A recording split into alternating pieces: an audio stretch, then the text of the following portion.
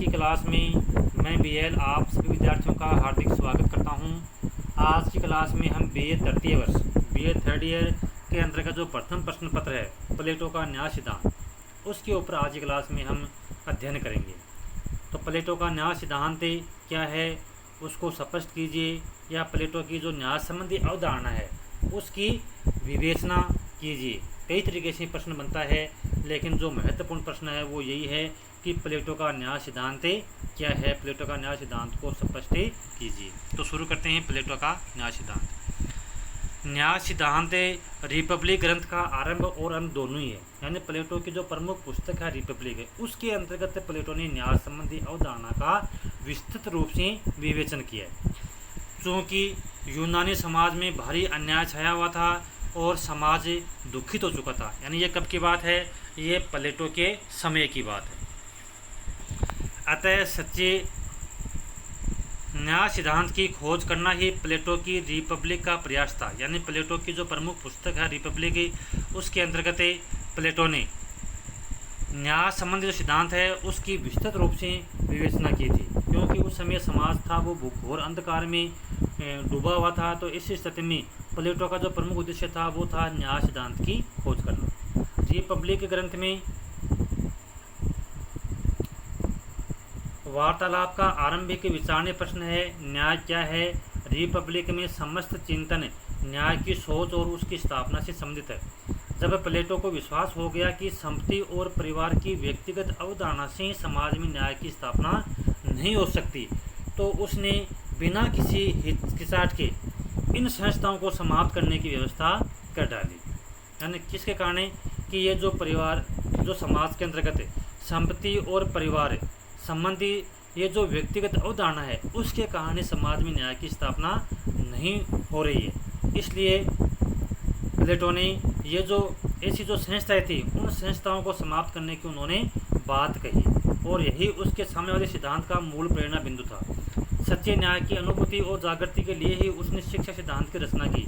इस प्रकार समस्त रिपब्लिक का जो प्रमुख केंद्र है वो न्याय सिद्धांत ही है। कहने का मतलब है कि प्लेटो की जो प्रमुख पुस्तक है रिपब्लिक है, उसके अंतर्गत प्लेटो ने अपने न्याय संबंधी अवधारणा का विस्तृत रूप से उन्होंने विवेचना की। सारे रिपब्लिक ग्रंथ का यह सिद्धांत सभी विचारों में आत्मा की तरह व्याप्त है। इसी कारण रिपब्लिक को कंसरिंग जस्टिस भी कहा जाता है। अब देखो हम आगे देखते हैं तत्कालीन नगर राज्यों में व्याप्त बुराइयाँ। यानी जब प्लेटो के समय में उस समय जो नगर राज्य थे उसके अंतर्गत कौन कौन सी बुराइयों से नगर राज्य वो घिरे हुए थे। तो सबसे पहले आता है अज्ञान और अकुशलता का शासन। प्लेटो के समय में यूनानी नगर राज्यों में लोग सोफिस्टों की शिक्षा से भ्रमित हो रहे थे और प्रजातंत्र के नाम पर अज्ञानियों और अकुशल लोगों का शासन था। इन्हीं अज्ञानियों ने उनके गुरु जो सुकरात को मृत्युदंड दिया था। तो विद्यार्थियों, जो सुकरात था वो प्लेटो का गुरु था, और उस समय समाज में घोर अज्ञान और अन्याय की स्थिति फैली हुई थी, और प्लेटो के समय में जो शिक्षा से जो भ्रमित हो रहे थे उन्हीं लोगों ने, जो एक तरह से अज्ञानी थे, अकुशल लोग थे, उन्होंने उनके जो गुरु थे सुकरात उनको मृत्युदंड तक दिलवा दिया था। तो इसका मतलब है उस समय अज्ञान और अकुशलता का शासन था। दूसरा है समाज की एकता नष्ट हो गई थी। सारा यूनानी समाज दो गुटों में बटा हुआ था। समाज में स्वार्थ और अन्याय का बोलबाला था। विभिन्न गुटों में सत्ता के लिए निरंतर संघर्ष और गलाघोटों प्रतियोगिता थी। समाज की एकता की चेतना थी वो प्रायः नष्ट हो चुकी थी। तो समाज में एकता नहीं थी लोगों में, लोग एक दूसरे का अहित करना चाहते थे। तीसरा है शिक्षा पद प्राप्ति का साधन बन गई थी। यूनान में सोफिस्ट लोग ऊंची कीमतों पर उच्च घराने के लोगों को पद प्राप्ति हेतु उनके अनुकूल सिद्धांत रचकर शिक्षा दे रहे थे। एथेंस में शिक्षा की कोई नीति नहीं थी। शिक्षा ज्ञान और न्याय की बजाय लोगों में भ्रम और अन्याय पैदा कर रही थी। तो शिक्षा का जो ढांचा था वो भी प्लेटो के समय में सही नहीं था। प्लेटो ने अपने न्याय सिद्धांत द्वारा इन बुराइयों को दूर करने का बीड़ा उठाया। उनकी मान्यता थी कि प्रत्येक व्यक्ति को उसके गुणों और प्राकृतिक क्षमता के अनुसार समाज में अपना दायित्व निभाना चाहिए, और इसे ही समाज की व्यवस्था का आधार बनाना चाहिए। देखो ये तो थी प्लेटो के समय में जो नगराज थे उनकी किस प्रकार की स्थिति थी। अब है देखो न्याय सिद्धांत की हम व्याख्या करते हैं, प्लेटो के न्याय सिद्धांत की व्याख्या करते हैं, उसको समझने का प्रयास करते हैं। प्लेटो ने रिपब्लिक ग्रंथ में सर्वप्रथम उन सिद्धांतों की चर्चा की है जो उस समय यूनानियों ने यूनान में सोफिस्टों ने फैला दिए थे। ये सिद्धांत निम्नलिखित है। पहला है परंपरागत सिद्धांत। इस सिद्धांत के प्रतिपादक एवं समर्थक सेफल्स और उसके पुत्र पोलीमार्क्स, टाइसियस और यूथाइडेमस थे। परंपरागत नैतिकता के आधार पर खड़ी न्याय की यह धारणा सत्य बोलने और दूसरों के ऋण को चुका देने को ही न्याय मानती है। इसके अनुसार मित्र के साथ अच्छा व्यवहार करना और शत्रु के साथ घृणित व्यवहार करना ही न्याय है। प्लेटो ने इस न्याय की अवधारणा की आलोचना की और इसे त्रुटिपूर्ण बताया। तो देखो अब जो परंपरागत न्याय सिद्धांत है वो क्या था, वो ये था कि भाई अच्छे व्यक्ति के साथ अच्छा व्यवहार करना चाहिए और बुरे व्यक्ति के साथ ही बुरा व्यवहार करना चाहिए। यानी जो व्यक्ति हमारे साथ अच्छा व्यवहार करता है उसके साथ अच्छा, और जो बुरा व्यक्ति जो हमारे साथ बुरा व्यवहार करता है उसके साथ हमें बुरा व्यवहार करना चाहिए। तो इस प्रकार की जो धारणा फैली हुई थी समाज में, तो उसको प्लेटो ने क्या बताया, उसे त्रुटिपूर्ण बताया, उसे गलत बताया कि ऐसा नहीं होना चाहिए। सत्य बोलना और ऋण चुकाना हर स्थिति में न्यायपूर्ण नहीं ठहरा सकती। यदि कुछ व्यक्ति अपने देश के नैतिक रहस्य को किसी यानी अपने देश का जो सैनिक रहस्य उसको किसी शत्रु राष्ट्र बताते हैं तो यह सत्य न्याय की परिधि में नहीं आएगा। इसी प्रकार डाकू को उसकी बंदूक लौटाना भी न्यायपूर्ण नहीं जा सकता। प्लेटो ने इस बात का भी खंडन किया कि न्याय एक कला है जिसको अभ्यास द्वारा प्राप्त किया जा सकता है, क्योंकि यह तो एक स्वप्रेरित भावना है। प्लेटो के अनुसार वास्तव में न्याय किया है, हमें उसको समझना चाहिए। कई बार हम ये समझते हैं कि भाई किसी के साथ अच्छा व्यवहार करना चाहिए, लेकिन उस स्थिति में क्या है, गलत काम हो सकता है। तो देखो ये तो क्या है, परंपरागत सिद्धांत। तो न्याय के संबंध में जो परंपरागत सिद्धांत था, जो एक पुरानी सोच थी, उसका प्लेटो ने खंडन किया। अब दूसरा आता है उग्रवादी सिद्धांत। न्याय के इस सिद्धांत का समर्थक थ्रेसिमेक्स था। इसके अनुसार बलवान का हित साधन ही न्याय है, जिसकी लाठी उसकी भैंस वाला यह सिद्धांत शक्ति को परम तत्व मानता है। थ्रेसिमेक्स का कथन था कि शासन द्वारा निर्मित कानूनों का पालन करना ही न्याय है, चाहे वह अनुचित क्यों न हो।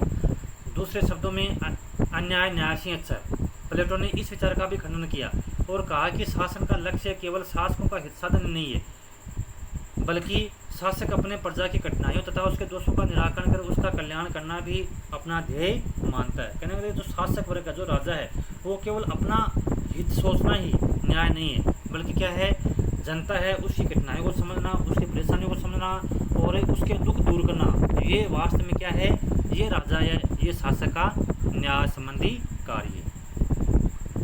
तीसरा सिद्धांत है यथार्थवादी सिद्धांत। इसके प्रतिपादक ग्लांकोन के अनुसार न्याय एक कृत्रिम वस्तु है। यह परिस्थितियों के अनुसार समय समय पर बदलता रहता है। यह किन्हीं शाश्वत नियमों का अनुपालन नहीं करता। इस सिद्धांत के अनुसार न्याय भय का शिशु है, यानी डर के कारण ही लोग न्याय का पालन करते हैं। मनुष्य कानून को इसलिए मानते हैं क्योंकि उन्हें दंड का भय न रहता है। न्याय भय की प्रवृत्ति पर आधारित है। प्लेटो ने इस न्याय के सिद्धांत को स्वीकार भी नहीं किया और यह न्याय की आत्मा का आंतरिक गुण है, न कि बाह्य। तो देखो ये तो क्या थे, ये तो प्लेटो के न्याय संबंधी प्रमुख ही सिद्धांत थे। तो तीन प्रमुख सिद्धांत थे, एक परंपरावादी, एक उग्रवादी और तीसरा है यथार्थवादी सिद्धांत। अब है देखो न्याय के संबंध में प्लेटो की अवधारणा क्या है। प्लेटो ने न्याय की तत्कालीन उपयुक्त अवधारणा को नकारते हुए अपने दृष्टिकोण को रखा और कहा कि न्याय बाहर से थोपी हुई चीज नहीं है, यह मनुष्य के अंतरात्मा से संबंध रखती है। प्लेटो के स्वयं के शब्दों में न्याय मानव आत्मा की उचित व्यवस्था और मानव स्वभाव की प्राकृतिक और नैसर्गिक मांग है। फोस्टर के अनुसार प्लेटो का न्याय हमारी नैतिकता का समानार्थी है। प्लेटो न्याय के दो स्वरूपों को प्रस्तुत करता है, व्यक्तिगत न्याय और सामाजिक न्याय। न्याय का व्यक्तिगत स्वरूप तीन तत्वों पर आधारित है, विवेक, शौर्य और वासना या तृप्ति। इन तीनों को समन्वित दशा से न्याय की उत्पत्ति होती है। कहने मतलब प्रत्येक व्यक्ति के अंतर्गत इन तीनों में से एक गुण की प्रधानता होती है। मनुष्य के मस्तिष्क में इन तीनों तत्वों का सामंजस्य और अनुपालन का एक संतुलन होना चाहिए, तभी वह न्याय का पालन कर सकता है, अन्यथा वह पालन नहीं कर सकता। न्याय का सामाजिक स्वरूप राज्य से संबंध रखता है। प्लेटो की अवधारणा के अनुसार राज्य में भी विवेक, शौर्य और शुद्धता का समन्वय होना आवश्यक है। यदि इसके संतुलन में व्यवधान उत्पन्न होगा तो राज्य में विकृति आ जाएगी और वह राज्य है वो न्यायपूर्ण नहीं रहेगा। तो देखो, ये थी प्लेटो की मतलब न्याय के संबंध में उनके प्रमुख धारणा क्या थी कि प्रत्येक व्यक्ति के अंदर कहते 3 प्रमुख तत्व होते हैं, विवेक, शौर्य और वासना। यानी इन तीनों के अंतर्गत सामंजस्य होना चाहिए। जब व्यक्ति के अंदर इन तीनों का सामंजस्य होगा तभी वो व्यक्ति न्यायी हो सकेगा, वो न्याय समाज में कर सकेगा। अब देखो प्लेटो के न्याय सिद्धांत की प्रमुख विशेषताएं। प्लेटो न्याय सिद्धांत की प्रमुख विशेषताएं कौन कौन सी है? सबसे पहला है व्यक्ति समाज के अंग के रूप में।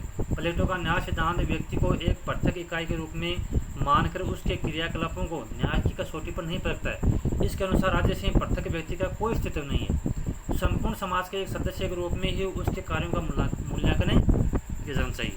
तो देखो, पहली बात तो प्लेटो ये कहता है कि व्यक्ति समाज का एक अंग है, यानी समाज से व्यक्ति है वो अलग नहीं हो सकता। अतः व्यक्ति को समाज की एक इकाई मानते हुए ही न्याय संबंधी जो अवधारणा है उसका हमें अध्ययन करना चाहिए।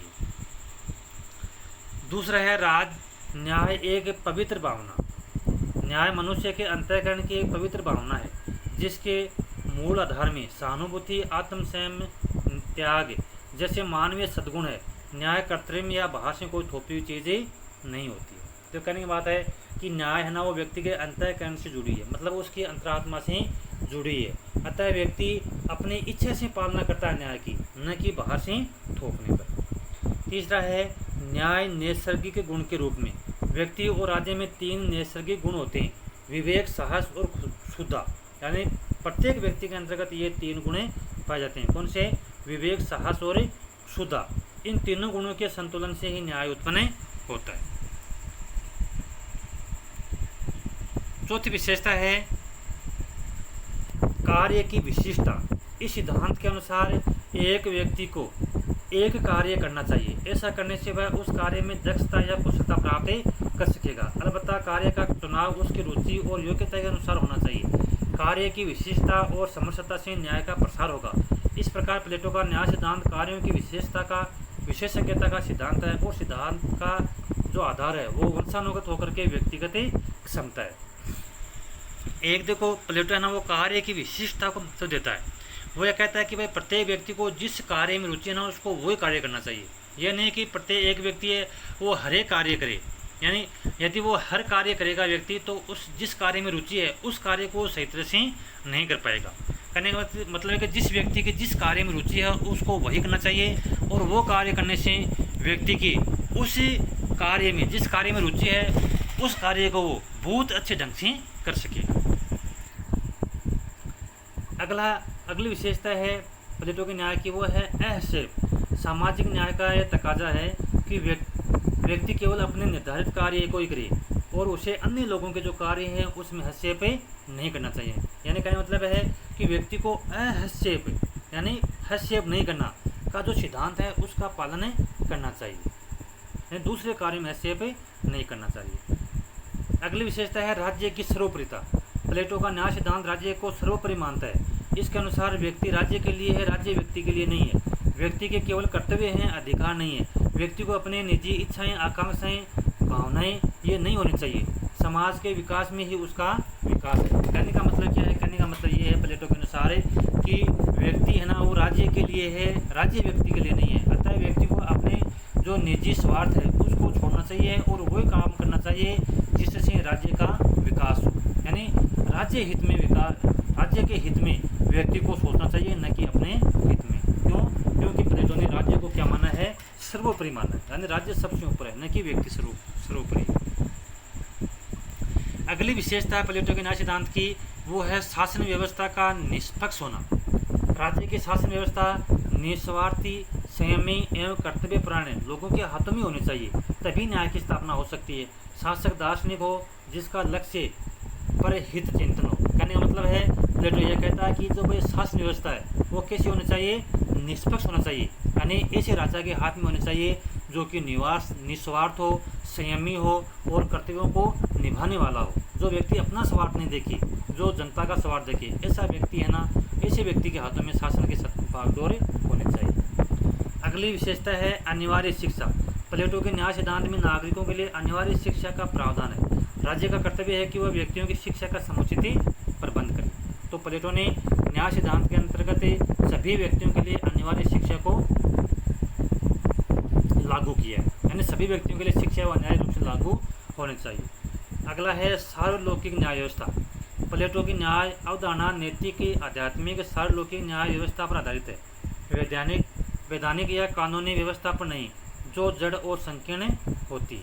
अगली विशेषता है राज्य नैतिक मान्यता के रूप में। प्लेटो का न्याय कर्तव्य बोध कराता है, यह न्यायालय नहीं है, इस प्रकार यह नैतिक मान्यता है, कानूनी नहीं है। यानी न्याय है उसको नैतिक अवधारणा के रूप में प्लेटो है वो स्वीकार करता है। अगली विशेषता है सामाजिक संगठन का सिद्धांत। प्लेटो का न्याय सिद्धांत सामाजिक संगठन का सिद्धांत है, जिसमें तीनों विभिन्न वर्ग अपनी समझ बूझ बनाने हुए समाज का कल्याण करे, ऐसी न्याय व्यवस्था समाज में होनी चाहिए। तो देखो, ये तो थी प्लेटो के न्याय संबंधी प्रमुख विशेषताएं, या हम कह सकते हैं कि न्याय के संबंध में प्लेटो की कैसी सोच थी। अब आगे हम बढ़ते हुए हम अध्ययन करेंगे प्लेटो के न्याय सिद्धांत की आलोचना, यानी जो प्लेटो का न्याय सिद्धांत है उसमें कमियां क्या थी, उसमें क्या बुराइयां थी। प्लेटो के न्याय की अवधारणा वास्तव में वैज्ञानिक सिद्धांत पर आधारित नहीं है, उसका प्रतिपादन नैतिक सिद्धांतों पर किया गया है। यूनान की तत्कालीन सामाजिक व राजनीतिक परिस्थितियों के परिप्रेक्ष्य में यह अवधारणा भले ही समीचीन और उपयोगी रही हो, किंतु वर्तमान परिस्थितियों में इसकी उपयोगिता स्वीकार नहीं की गई है। इस न्याय सिद्धांत की आलोचना है वो प्रमुख रूप से निम्नलिखित है। अब देखो, प्लेटो के जो न्याय सिद्धांत की जो आलोचना की गई है वो किन आधारों पर की गई है। तो प्लेटो की जो न्याय सिद्धांत की आलोचना है वो निम्न आधार पर की जाती है। कौन कौन सी है? सबसे पहले है नैतिक कर्तव्यों और वैधानिक दायित्वों के अंतर का जो स्पष्ट विवेचन है वो प्लेटो ने नहीं किया। नैतिक कर्तव्य और जो वैधानिक दायित्व क्या है, उन दोनों में अंतर है, वो प्लेटो नहीं कर पाया। बारकर, बॉयड और गोम्पार्ज के अनुसार प्लेटो की जो न्याय अवधारणा है केवल नैतिकता है, जिसका अनुपालन कानूनी शक्ति के अभाव में नहीं हो सकता। बारकर ने इस दोष को रेखांकित करते हुए कहा कि प्लेटो का न्याय नहीं है, वह मनुष्य को अपने कर्तव्य का सीमित करने वाली भावना मात्र है, कोई ठोस कानून नहीं है। प्लेटो ने नैतिकता और कानून के अंतर को नज़रअंदाज करके न्याय को केवल नैतिक कर्तव्यों के दर्पण में ही देखा है, यानी व्यवहारिक रूप से प्लेटो न्याय को नहीं देखा है। तो नैतिक कर्तव्य और जो वैधानिक दायित्व है, जो वैधानिक कानून है, उसके अंतर्गत प्लेटो वो अंतर नहीं कर पाया है। ये है प्लेटो न्याय सिद्धांत की पहली आलोचना। दूसरी आलोचना है व्यक्ति के अधिकारों और उसकी स्वतंत्रता की रक्षा के लिए कोई गारंटी नहीं। प्लेटो का न्याय सिद्धांत व्यक्ति के अधिकारों, उसकी इच्छाओं और उसके स्वतंत्र कार्यों का उल्लेख नहीं करता है। इसके अतिरिक्त व्यक्तियों के स्वाभाविक संघर्ष का निपटारा कैसे किया जाए, इसका समाधान भी इस व्यवस्था में नहीं मिलता है। अगली आलोचना है दार्शनिक शासकों की सत्ता का एकाधिकार देना अनुचित है। प्लेटो ने अपनी न्याय अवधारणा में दार्शनिक वर्ग को राज्य की शासन व्यवस्था सौंपने की वकालत की है कि भाई जो दार्शनिक राजा है, जो एक तरह से शिक्षित है, जो सर्वगुण संपन्न है, उसको शासन व्यवस्था वो सौंपनी चाहिए। कुछ व्यक्तियों के हाथों में असीमित शक्ति देने से उसके द्वारा उसके दुरुपयोग की संभावना बनी रहती है। एकाधिकार शासक किसी भी समय पथभ्रष्ट होकर के निरंकुश और शोषक बन जाता है। तो कहने का मतलब है, प्लेटो ये कहता है कि भाई जो राजा है, शासक है, उसके हाथों में सारी शक्ति होनी चाहिए, लेकिन ये बात भी सही नहीं है। क्योंकि यदि कुछ ही व्यक्ति के हाथों में यदि सारी शक्ति सौंप जाएगी तो वो व्यक्ति पथभ्रष्ट हो सकता है, उसको रोकने वाली कोई दूसरी शक्ति नहीं होती। अगली आलोचना है गुणों के आधार पर मानव का वर्गीकरण असंगत है। प्लेटो मनुष्य को उनके प्रभावी गुणों के आधार पर 3 भागों में बांटा, जैसा कि हमने ऊपर देखा है, जो कि क्या है, अव्यवहारिक है, अमनोवैज्ञानिक है। गुण 3 से अधिक भी हो सकते हैं। यह आवश्यक नहीं है कि एक मनुष्य में सिर्फ एक गुण की अधिकता हो। उदाहरण के लिए वाल्टर रेले एक विख्यात साहित्यकार होने के साथ साथ एक बढ़िया तलवारबाज भी थे। फिर मनुष्य के उसके प्रभावी गुण के आधार पर उम्र भर एक ही प्रकार का कार्य करवाने से उसके संपूर्ण व्यक्तित्व का विकास है वो नहीं हो सकता। अब देखो प्लेटो ये कहता है कि वह प्रत्येक व्यक्ति में ये 3 गुण पाए जाते हैं, लेकिन इन तीनों में से एक गुण की प्रधानता होती है, यानी एक गुण है उसमें जो बाकी जो 2 गुण हैं उनमें से अधिक मात्रा में पाया जाता है, लेकिन ऐसा है ना सदैव नहीं होता है। अगला है अमनोवैज्ञानिक। प्लेटो के न्याय की यदि हम बात करें तो बहुत ज़्यादा बुद्धिमानी बन जाता है। उसने मनुष्य की भावनाओं, मनोवेगों और संवेदनाओं की उपेक्षा की है। वह कला, साहित्य, माँ की ममता इत्यादि की शुद्ध क्षेत्र में रख करके उन्हें है दृष्टि से देखता है, यानी गलत दृष्टि से देखता है। तो इस प्रकार से ये क्या है, एक तरह से अमनोवैज्ञानिक है। अगली आलोचना है प्रजातांत्रिक भावनाओं के विपरीत। प्लेटो के न्याय संबंधी जो अवधारणा प्रजातंत्र के जो मूलभूत सिद्धांत हैं उनके विपरीत हैं। प्लेटो समाज के एक वर्ग विशेष जो अल्पसंख्यक है प्रशासन का सर्वश्रेष्ठ बना देता है। बहुसंख्यक वर्ग इस अधिकार से वंचित कर दिया गया है। इसमें समानता की और स्वतंत्रता के तत्वों का अभाव है। शासक वर्ग अपने शासकों को अत्याचारी होने पर भी उसको हटा नहीं सकता। सत्ता के मद में एक अच्छा से अच्छा शासक है वो भी क्या है, वो भी रास्ता भटक जाता है, पथभ्रष्ट हो सकता है। तो इसमें प्लेटो ने जिस प्रकार से न्याय के सिद्धांत की योजना की है उसमें जो प्रजातांत्रिक सिद्धांत है उसके ये क्या है, उसके बिल्कुल विपरीत। अगली आलोचना है मनुष्य का सर्वांगीण विकास नहीं हो सकता। इस न्याय में प्रत्येक व्यक्ति के लिए केवल एक कार्य संपादित करने की आज्ञा है। जैसे सैनिक है वो युद्ध करेगा, शासक है वो राजकार्य संभालेगा, वस्तुओं के निर्माण केवल वस्तुओं का जो वास्तुकार है वो केवल वस्तुओं का निर्माण करेगा। इस प्रकार के कार्य विभाजन के लोग दक्ष भले ही हो किंतु उसका सर्वांगीण विकास नहीं हो सकता। व्यक्तियों का सर्वांगीण विकास न होने से आदर्श समाज की स्थापना नहीं हो सकती। प्लेटो के न्याय सिद्धांत में व्यक्तियों को एक वर्ग में सम्मिलित करते हुए दूसरे वर्ग में जाने से की कोई संभावना नहीं है। इस प्रकार इस सिद्धांत में गत्यात्मकता का अभाव है। यानी कार्ल पेपर जो विद्वान है उसने भी ये कहा है कि प्लेटो को समाज में गतिशीलता और क्रांति का विरोधी बताया। तो मनुष्य का सर्वांगीण विकास है वो प्लेटो के द्वारा जो इस प्रकार से न्याय की जो प्रणाली बताई गई है उसमें मनुष्य का सर्वांगीण विकास है नहीं हो सकता। अगली आलोचना है वर्तमान काल में जनसंख्या सामाजिक स्थितियों के अनुकूल नहीं। तत्कालीन यूनान के नगर छोटे छोटे राज्य थे, उसकी जनसंख्या भी अधिक नहीं थी, अतः यह न्याय व्यवस्था उस काल के लिए उपयुक्त हो सकती थी। समाज को 3 वर्गों में बांटने से काम चल सकता था, किंतु आज के युग में बड़े बड़े राज्य हैं, जनसंख्या बहुत अधिक है, समाज में जीविकोपार्जन की इतनी विधाएँ हैं कि उनकी गिनती करना भी कठिन है। ऐसे में पूरे समाज को केवल 3 वर्गों में विभाजित करना ये संभव नहीं है। तो देखो जिस प्रकार से प्लेटो ने अपने समय के अंतर्गत जो नियम बताए थे उन नियमों को वर्तमान में लागू नहीं कर सकते, क्योंकि उस समय के सामाजिक परिस्थितियाँ और आज के सामाजिक परिस्थितियों में बहुत अंतर आ चुका है। अगली आलोचना है कार्य में हस्तक्षेप की नीति है वो क्या है, वो अनुचित है। इस न्याय सिद्धांत में यह प्रावधान किया गया कि प्रत्येक व्यक्ति अपना अपना कार्य संपादित करे और दूसरे कार्यों में हस्तक्षेप नहीं करे। यह व्यवस्था प्रशासन में अड़चनें पैदा करेगी, क्योंकि व्यवस्था कायम करने में कई कार्यों में हस्तक्षेप करना अनिवार्य हो जाता है। अगला है भ्रमित सिद्धांत। प्लेटो एक तरफ तो न्याय सिद्धांत को हस्तक्षेप का सिद्धांत बतलाता है, वहीं दूसरी तरफ विवेक, शौर्य और श्रद्धा के क्षेत्रों में हस्तक्षेप करता है। दूसरे वर्ग के लोगों को न्याय क्या है, विवेक कहलाता है। इस प्रकार यह स्पष्ट नहीं हो पाता है कि न्याय सिद्धांत में विवेक तत्व का हिस्सा है या और कोई दूसरे का। इस प्रकार जो प्लेटो की जो ये बात है वो क्या है, वो भ्रमित करने वाली बात है। दार्शनिक राजा पर विश्वास नहीं। प्लेटो दार्शनिक राजा को सर्वगुण संपन्न मानता है, उसको एक कठोर शिक्षा प्रणाली से प्रशिक्षित होना पड़ता है। फिर भी प्लेटो को दार्शनिक राजा पर विश्वास नहीं है और उस पर रोक लगाने के लिए संपत्ति एवं स्त्रियों के साम्यवाद की योजना बनाता है। तो ये थी प्लेटो के न्याय संबंधी आलोचना। अब है देखो प्लेटो के न्याय और आधुनिक न्याय दोनों में अंतर क्या है, यानी प्लेटो के संबंधित न्याय की अवधारणा और आज की न्याय जो संबंधित अवधारणा उन दोनों में क्या अंतर है। तो दोनों में अंतर को हम निम्न प्रकार से समझ सकते हैं। पहला है राज्य के हितों में एकता स्थापित करना।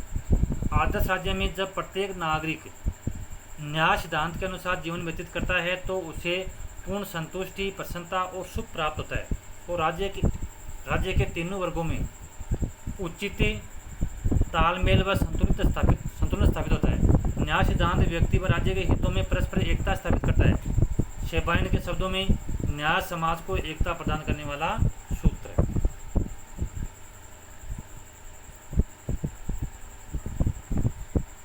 दूसरा है